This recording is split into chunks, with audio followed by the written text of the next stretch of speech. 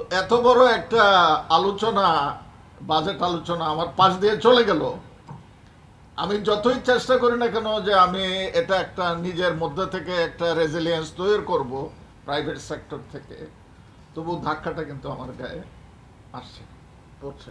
প্রথমে যদি আমরা দেখি যে 26-27-এর যে জাতীয় বাজেটে মৎস্য এবং প্রাণী সম্পদ মন্ত্রণালয় এটার বরাদ্দটা যদি আপনি দেখেন, তো মাত্র 2,727 কোটি টাকা।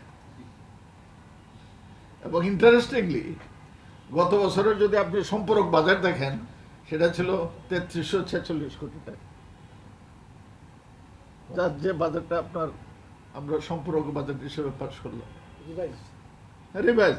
তো সেখানে আমরা পেলাম কত? 2,727 কোটি টাকা। এবং ইন্টারেস্টিংলি এর মাঝে যে মৎস্য খাতের যে বরাদ্দটা, সেটা হচ্ছে যে 604 কোটি টাকা। আমি সেজন্য বললাম যে আপনি চান বা না চান, ধাক্কাটা কিন্তু আমি শুরুতেই খেয়েছি। কারণ হচ্ছে যে একটা মাসের অবদান শুধু জিডিপির 1% ইলিশ, একটা মাসের কন্ট্রিবিউশন। আর আপনি যদি সামগ্রিকভাবে ফিশারি সেক্টরের জিডিপির কন্ট্রিবিউশন ধরেন, তাহলে এটা মোর দেন 2.5। তো সেই বিবেচনায় আপনি কি দিলেন, যারা দিলেন বা যারা নিলেন, এটা তারা একটু ভাবুন, আমার মনে হয় একটু ভেবে দেখতে পারেন।